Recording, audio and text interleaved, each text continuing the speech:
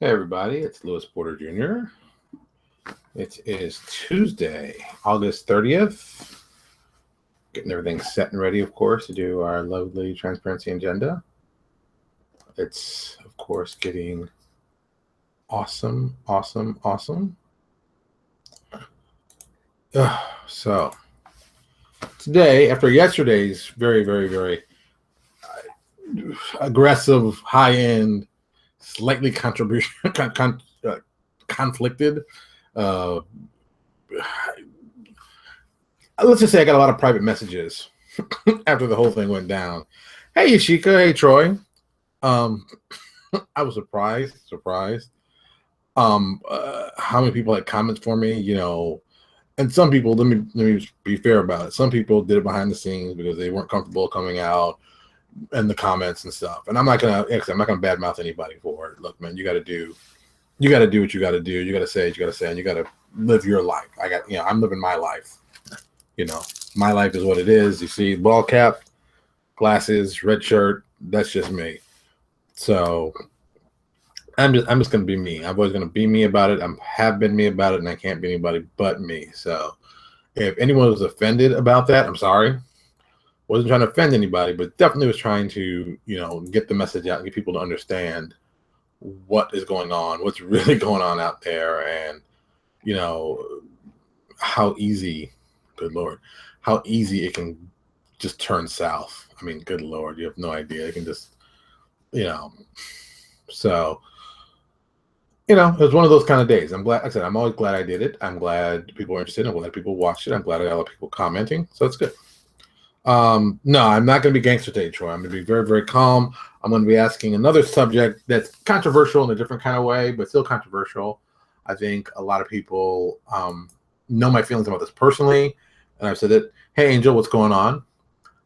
And I've always done my best not to. I don't want to badmouth retailers because this is a whole big look. We're all in this. We're all in the same boat. We're all in the same boat. No need for me to pull out a shotgun and shoot a hole in the boat. We're all going to drown. I don't want to do that. I want to find ways that we can make a bigger boat and we can all sail away into the sunset, all happy and whatnot. So I think that's more important. I think that is something that this industry, I won't say the word lacking, but lacking isn't the right term. This industry needs to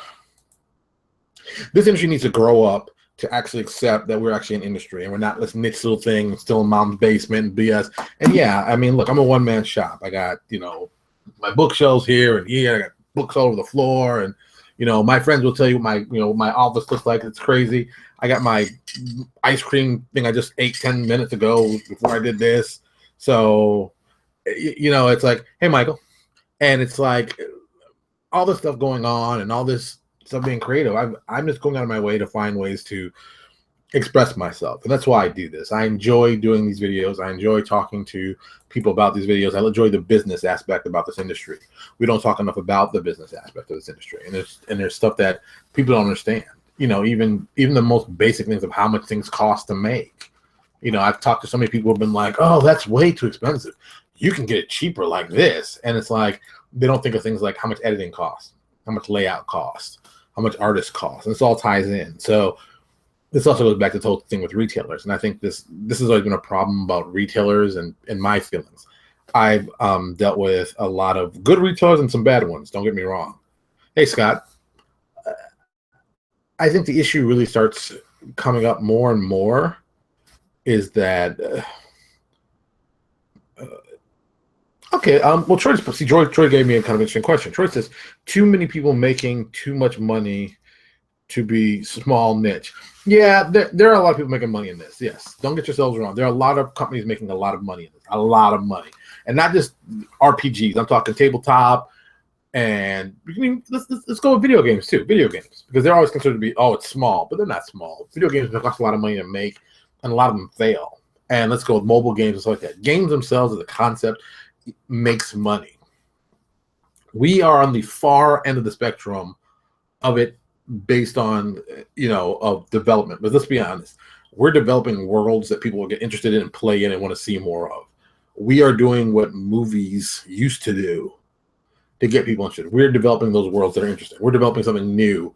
I mean, how many times have you seen something on TV that's like, oh my God, I played that, I role played that, or oh, I've seen that. So, you know, that ties in to what we're doing.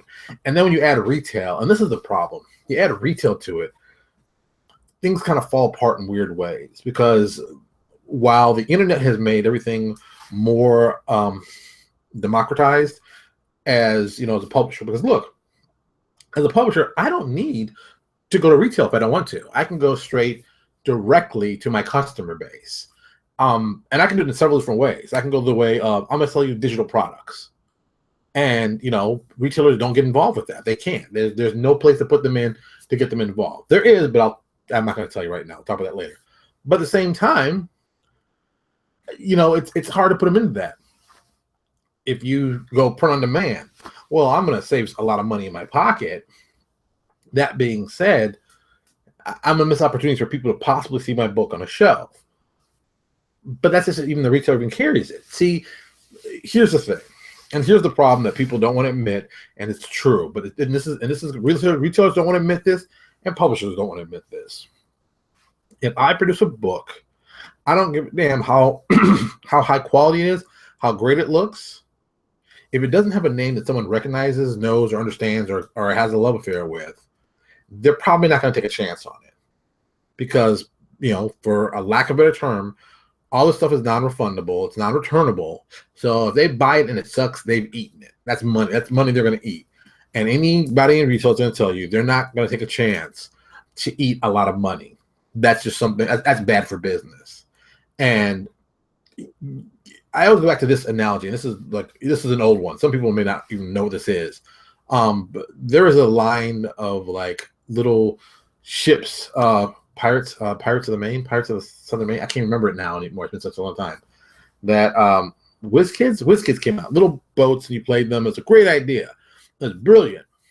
And at first, they made a real small run, and it came out, caught fire immediately, and just blew up. And Pirates of Spanish Main. See, look at that. Thank you, Angel. See, I'm not an old guy. I know this stuff sometimes. And it came out, and it was huge. I mean, it was huge.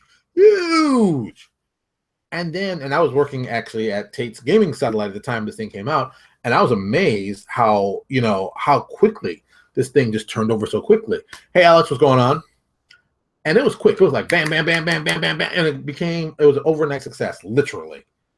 And then within 4 months, it'd been burned out and gone because they made such a small print run of it. They weren't sure how well it was going to do. They didn't expect it to do as amazing as it did. It did so amazing, it took off. There were so many people who wanted it. It couldn't get enough supply to them. The champagne fell apart and the game dissolved.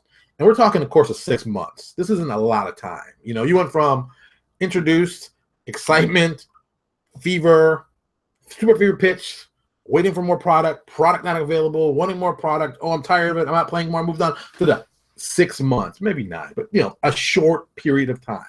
It went through wildfire. And that's one of those moments where you just go, what the, wait a minute, this thing, it was up, it was down, it hit, you know, it's crazy. It's crazy. Hey, Jacob. And I mean, it went up and down quickly, and it was over. It was over, and we moved on. And that happens. And as for a retailer, look, the guys who got on that good did very well. Like the guys who got on Magic initially did very well. Any of the guys who bought Magic and said, oh, maybe this will do kind of well. Maybe I'll hope this will do well. Those guys did extremely well. Those guys walked away with a lot of cash in their pockets, and they were dancing like, woo, got paid. The smarter guys, the guy said, I'm going to hold back some boxes of these older ones, but I think there might be some money in this. And, you know, a Black Lotus or two. You know, some of those guys walked away with a lot of money, a lot of straight out cash in their pocket. And for retailers, it's tough. And their margins are thin. I mean, they're not like distributor thin margins, but they're pretty thin. You know, it's pretty scary how thin the margins are.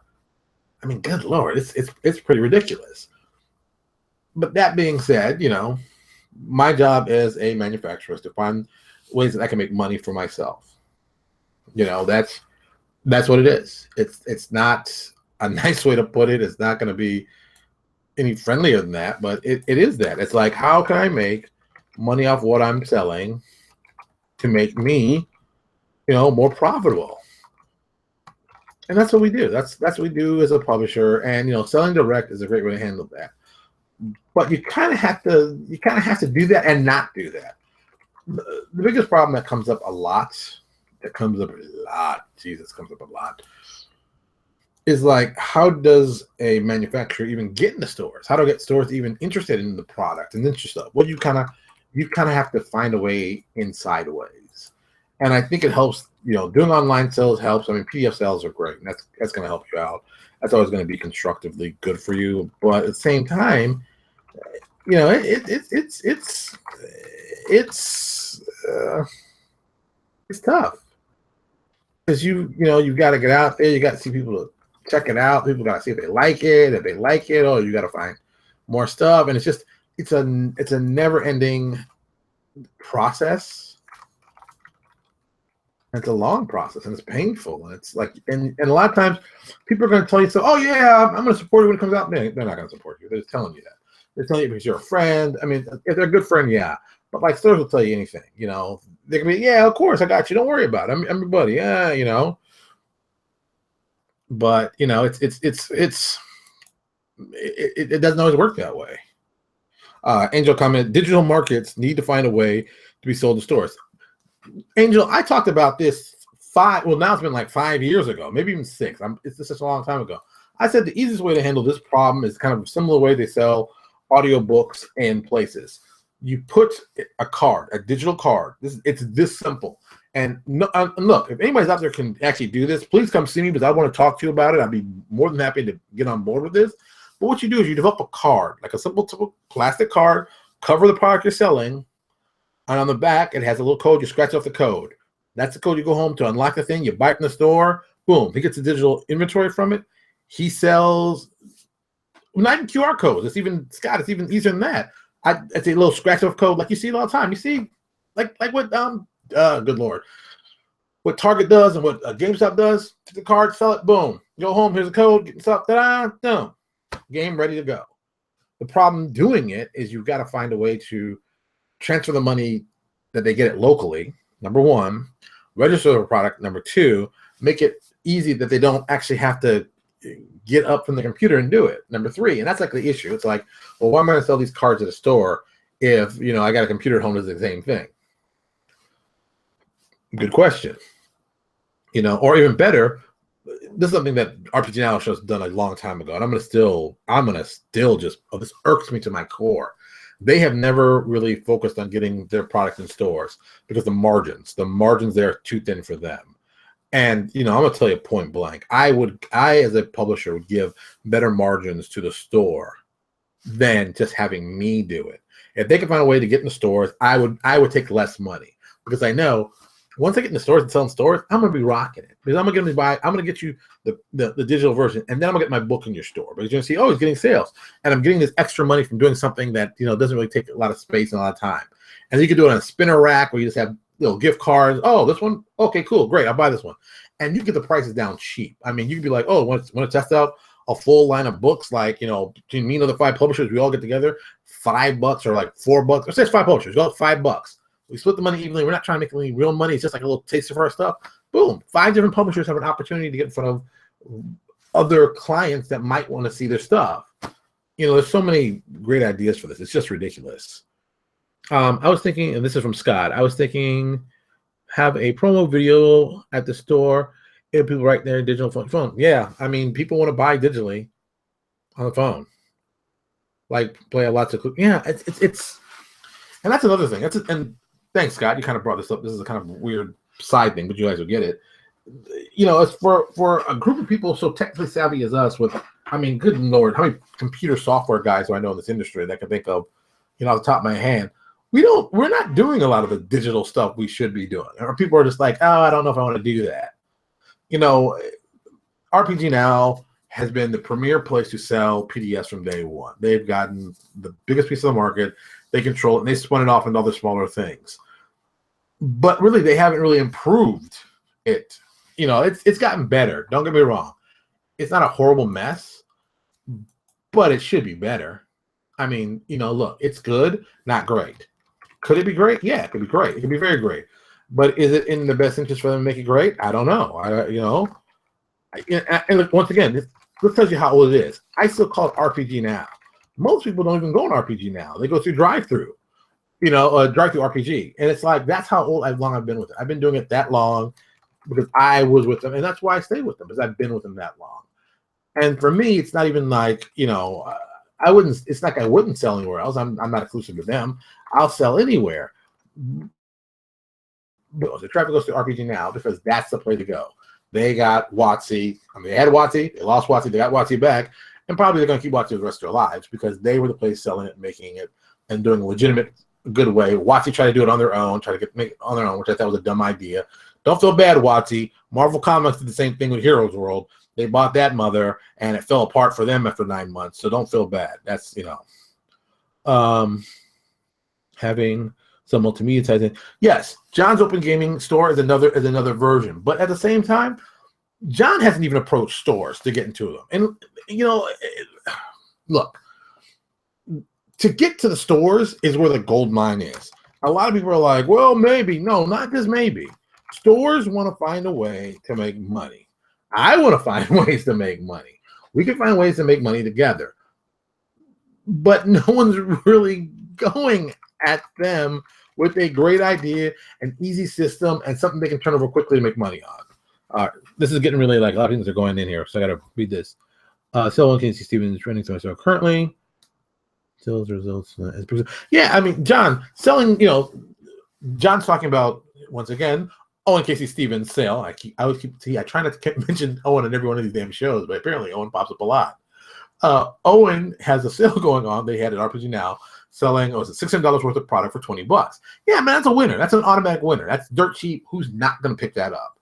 That's a winner. I would buy it. I mean, but I already have a lot of his stuff, which is kind of funny. But it's like if you know nothing about anything in this industry, that's a good deal. $600 worth of stuff for $20. Who wouldn't buy it? Who wouldn't be like, okay, I'll check it out. What's the worst that could happen? It's $20. If it sucks, I'm going to find some golden nuggets here. And yeah, it's a great way to make a lot of cash. And it works very well. And it's worked very well. Nicholas says, streaming is an existing system, not the same. Yeah, Nicholas, I believe that the system, RPG Now, I mean, they got in first. They and Drive-Thru got in first, and then they got in the bed together. And then they made one bookshelf, which still has two separate company names for the same company, which I don't understand. Dude, it's been 6-7 years. Kill one of the names off and keep Drive-Thru because that apparently is what you're using, and then just keep moving. Somebody like me is like, oh, I'm on RPG Now. I still call it RPG Now, but I'll be going to Drive-Thru. It doesn't really matter. Rick Hershey. Hey, Rick. One bookshelf needs to get into distribution fulfillment, allowing the PUD publishers to sell direct to brick and mortar. Yeah, that would be helpful. I think it'd be even smarter if they could set it up where they don't have to warehouse anything. It's all straight digital. It's like, oh, I want to order this, and this. And they go in, they type in what they want, they put the order in, boom, it gets packaged. It gets packaged together to save price on shipping, and then gets shipped out. I don't want them to build a warehouse where they become Alliance, because I think Alliance is kind of, ways they're charging the guys to hold their product that they're saying they don't have, even those tons of stuff on the shelves, and they're just selling stuff they know is going to move fast. I don't want to get involved in that. I want them to be like print on demand distribution. Okay, you're going to come get your order. I need to order, and they're all going to be clumped in one box to be sold together, and they're all going to be printed at the same time, and here's your books printed, and here's the cost that you're going to charge you, and we're going to ship this all out to you, and then we're going to get our cut, and then we're going to send their publisher's cut, and we're going to all be good. That's where it needs to be. Now, will it be that way? I don't know. Someone will have to come in, someone who's an expert in logistics, I think, will have to come in, figure out all these little nook and crannies. But the person who figures that out, no doubt, the first person who figures that out and figures how to get in the stores, because let's be honest, this is a basis, works really well with gaming stores. There are more comic book stores than gaming stores. So comic book guys would want to jump on, ooh, could you get my comic book in there? If we could print it like that, they'd figure out ways to do that. This could be a new business for indie and still do it very well, keep the cost down low, and still get people involved and excited about that. That's the other part, getting people excited. So, once again, do you want to bypass retailers? I know for my Kickstarters, I always offer a level at $2. Well, I've just started doing it. I can't say always, but I have a $2 level. If you want to support us for $2, that gives you, because retailers will say, I don't want to type a lot of money in a thing. All right, $2. I'll take $2 as a pre-reserve, and we'll give you this great deal. And usually the deal I give them is like anywhere between 65 to 75% off the cover. So, you know, they make a nice piece of profit. Well, I pay for a thing that's pretty good for me, and I get in the store. So it's a kind of a win-win. They get this nice piece of profit they can sell. And it's like, look, I tell them, the running joke is, if you get, you know, I'll send you 4 copies, but if you sell 1, you pay for all 4. So the rest are just, you know, pure profit. You know, hustle yourself to death about it. And if it's a good product, why wouldn't they want to do that? You know, but sometimes you see stuff like, and this is, you know, I don't get this one. I'm gonna mention this one directly. Monty Cook's one with the price of his new Kickstarter. I'm like, I don't even, dude, I don't have that much kind of money. I don't. I'm not gonna have that kind of money for a Kickstarter. I just fundamentally don't have that kind of money to put in a Kickstarter. Now, you know, I buy PDFs through Kickstarters. I'm a big believer in that. But to pay that kind of money for a game that may or may not come out on time, late, let's not kid anybody, it's going to be late because these games are usually late. And even though it's Monty, it may still come late. And like, you know, it's like, that's a lot of money to toss out for the potential of something that may or may not do that great. But, you know, there are people who filled up. There's currently, right now, it's Invisible Sun. See, it's Invisible Sun. He asked for $210,000. Well, 211 if you just round up. He's already made $374,000 with 1,200 backers. I've seen, I think it's Fortune magazine has put up articles on it. I've seen a lot of different places. And, you know, it's like, you know, it doesn't excite me because at the lowest level, is $197. And okay, I'm just gonna say I can't swing that. Sorry. That kind of money to me is my phone bill, my cable bill, my, you know, there's bills, there's legitimate bills. That's the money I've been putting away for my son. For, you know, that's legitimate. That's $100 cheaper. No, sorry, it's only $100 cheaper than my Xbox One I just bought, and I bought the Xbox used. No, that thing was like, no, it's only $20 some odd. Oh my God, I didn't realize that. Is that right? Yes. This game is only $20 less than the Xbox One I have in the other room that I used to play my UFC. I'm like, holy cow, that's a lot of money for a game. And I don't even know if I need to play with somebody else in the game. At least on the Xbox, I get it. Boom. I can get online. I can play. And, you know, I can do pretty well. But holy cow, that's a lot. That's a lot. That is a lot. And let me put it all in perspective for you. This is the first video game system I've ever owned. Well, not ever. Well, yeah, actually, yeah. This is the first video game system I've ever bought my own money. The last one I bought was the Xbox when it originally came out. I got for free, funny enough, when I worked for a video game company as their graphic design guy. So I got that one for free, and I sold it to some friends of mine. This one, I finally said, okay, and I hadn't had one from then, and I played with friends. I played computer stuff, but no actual Xbox, PlayStation, nothing. My brother had a bunch of them. I just wasn't going to do it. And I bought this one. And I bought the used one. I bought the warranty with it for GameStop. So if it falls apart, hey, but I'm going to play it and have my fun. I'll play it for a year and that's it. You know, that's a lot. You know, once again, $200 is a lot of money. But for something you don't know if it's even going to come on time. It's like, okay, the potential release date is November 2017. Dude, that's a dude. So that's all I'm gonna say like that, man. For the same price, my group can support an entire AP and those. Yeah. I mean, it's a lot of money. It's a lot of money. Scott is right about that. It's just a lot of money, and I don't even know if it's any good. Now, I'm not saying I don't think Monty Cook doesn't do good games. Yeah, Monty does good games, but that's a lot of money. Let's call it like it is. That is a lot of money. And you know, the flip side to this, I'm looking at. I gotta see. All right, first, let me catch up on these lovely notes I've got to write.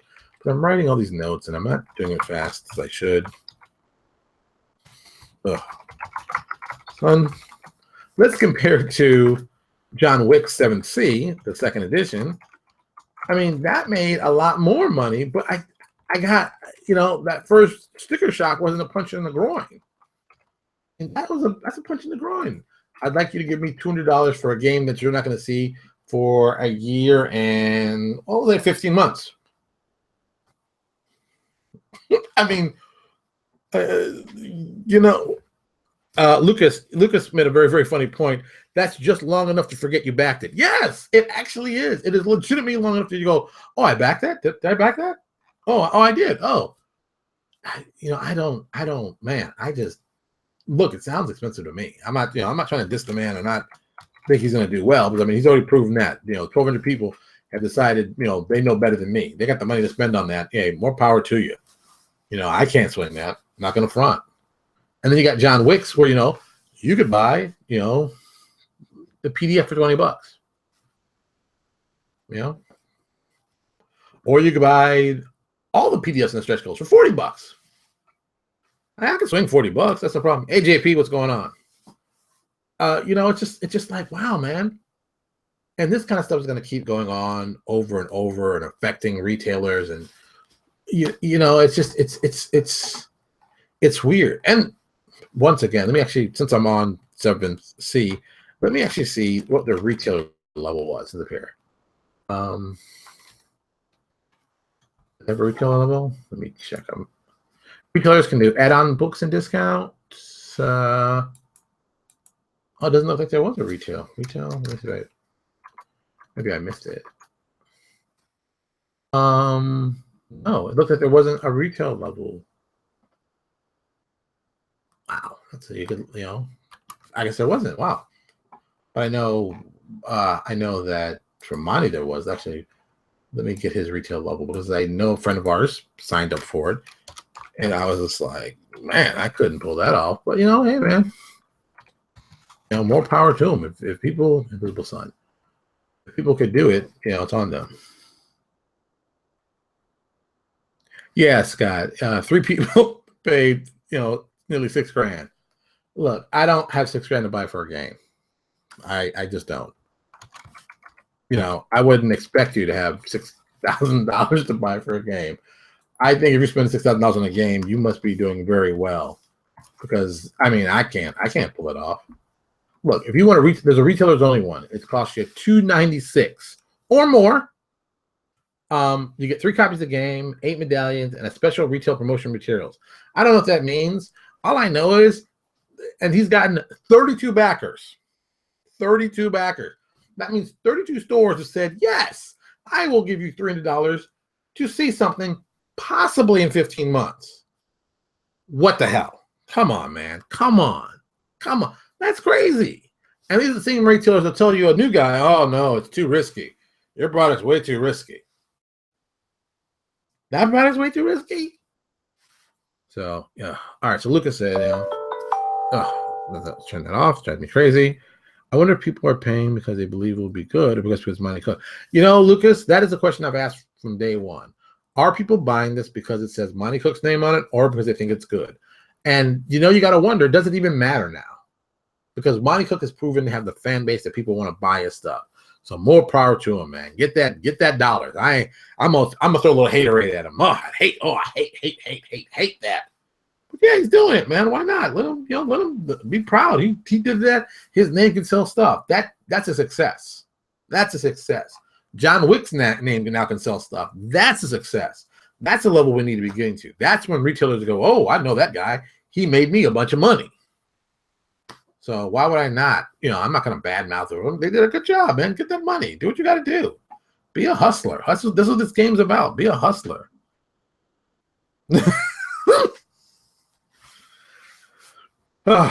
John, you made me laugh right there. That's quite hilarious. Yeah. But, once again, hey, if people can afford $6,000 for a game, that ain't me. I'm not going to lie. That's not me. That's not me. I can't swing that. That is not me. I wish I'd have people want to give me that level, but, hey, whoever these people are, I'd like to shake their hands and say congratulations. And what makes it even crazier, oh my God, what makes it even crazier, at the $5,900 level, there was only 3 available. They're all gone. That's all I had was 3. And then at the nearly $1,500 level, he had 17 backers, no more awards available. So that means 17 people bought at $1,500. And then he had the reward level of at $539 and more. 180 people bought those. And I'm done. And like I said, I'm done. I'm done. You know, retailers, I don't know if you would have gotten that money if that game came in your store looking like that. I don't know. I don't know if you bought a copy to sell on yourself, you never sell it. I don't know. I do know that that's a lot for a product. And, you know, there is a retail level. Goodness. There's another level for $539 that 124 people have backed already. Yeah, it's just like I said, these numbers are just blowing my mind. So, you know, is Monty Cook bypassing retailers with this? Yeah, probably. You know, is Kickstarter going to be the new place that people, you know, bypass people? Probably. You know, should Patreon been the place that people could use to bypass retailers? Maybe, probably. You know, these are all possible situations. And, you know, I can't claim to know the answer to all of them, and I don't. But I do know that retailers need to find a way to get into the conversation, and we need to find a way to help them get into the conversation. Now, there's some retailers who don't want to take our advice. They don't want to listen to us. They know better than us. Hey, if you feel that way, that's great.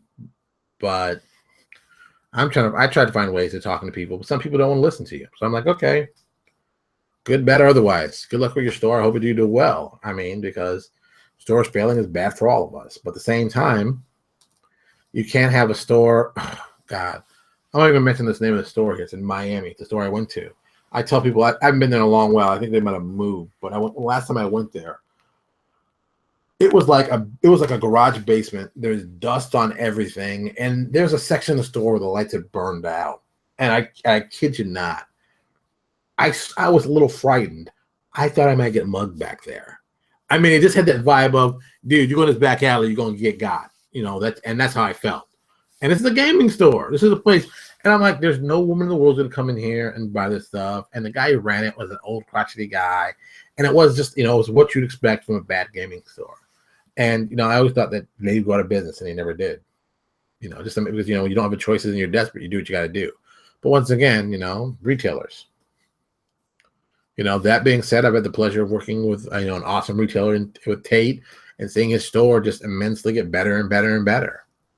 You know, so I know you can make $1 million store if you want to hustle and you want to focus on it. You want to bring in new customers and that kind of stuff. You can do very well, and Tate's proven that. But now, you know, I think with this new ThinkGeek? GameStop's new geek-related pop culture stores. They're basically doing Tate's store. And I can't remember the name. I think, is it ThinkGeek? I think it's ThinkGeek. If anybody knows, just tell me. I'm putting in the notes as ThinkGeek, but I can't remember if it is or not. And it's like, you know, these are going to be the pop culture mecca stores that will sell the things that people want to do for pop culture. And yeah, it's going to be like ThinkGeek. Look at that, Porter. Still pretty good for an old guy. You know, it's going to be the cool, hot thing, and they're going to put it in stores and do it. And, you know, it's like, I guess that'll be cool for stores if you haven't been to a store like Tate's. And most places don't have stores like Tate's. But, you know, I'm lucky. I'm lucky to have that. Some children, you can't even demo a Kickstarter game, but you're taking away from the business. Yeah, Lucas, you ain't kidding about that. That's why we really should work out a deal with Kickstarter's remote projects and get other people. Yeah, you know what, Scott, you're right. Scott, these notes are very good. These are all good things. You know, as a Kickstarter creator, I wish there was a way, an easy way, that we could find ways to get people to pick up the game in the store. You know, and get the retailer to get a piece of it, or maybe the only special, you know, there's 2 editions. The plain edition they get from me, but the special super duper edition is only available in stores at these locations, and you can go pick it up exclusively there, and they're going to have it for you. And, you know, these may be the signed copies or leather bound or whatever, but this store has it, and they're going to sell it. And then when they sell it to you, they're going to get some kind of thing from me, that some kind of kickback and money or something, or, you know, something. Or if I sell the special edition to them at a real low price, they pay for it, I get paid, and they get a bit of this big thing. You know, it's something. There's something to be done. Okay, once again, I try to make a nice, calm, rational, quiet video, and of course, I get all crazy about it, and that's what happens. But I'm done for the night. I've got a little more work to do. Now it's been very busy. So But thank you, everybody, for watching. Oh, before I forget, as usual, I didn't say it last night because I forgot, but I was not going to forget tonight. Always subscribe. Go to our YouTube channel. It's going to be in the link right here. Go to our YouTube link. Check it out. Subscribe if you haven't subscribed already. I really, really appreciate everybody coming out and watching, but you could have been doing, anything, anything else. I mean, I'm crazy. I'm sitting here with a baseball cap talking in the hot office. I'm like, why is my office so hot? The AC's not on. And I don't have any water today, so it's like I'm all hot and bothered. And I got another topic that I thought it'd be a light topic. It's going to be something light that we can talk about. It'll be fun and interesting, not like me getting all passionate and crazy like a wild man. But, that's what happens in these things. They're awesome topics. You have a lot of fun. They're good stuff. So I don't want anyone to miss out on something important. All right. That's it. I'm going to be out here tomorrow. Of course, will be Comic Book Day. I know you people will not be too excited, but I'm going to find a way that we're going to talk about more about the business of comics and maybe get some more people on. I think the Jim Zub interview was great. I think a lot of people liked that interview. If you haven't checked it out, it's actually on our YouTube page. Check it out. As always, YouTube, go and subscribe. Get it. You'll see it. I'd like to get some more artists involved and you can just talk about them. The artists that I really want to get, but I know it's going to be really difficult, but I'm going to get them. I haven't figured it out yet. I'm going to get them. Wayne Reynolds. I want to get Wayne Reynolds on here. I want to talk about art. I want to talk about how he does it, his process. But I bought his art book. Yeah, right there. It's on the bookshelf. Visions of War. It's a great art book. If you don't have it, you should pick it up. You'll love it. You'll love it. You'll love it. All right, that's it. I'm getting out of here. Let me get this stuff all ready so I can almost stop at the same time. As always, thank you so much, and you all have a good night. Talk to you later.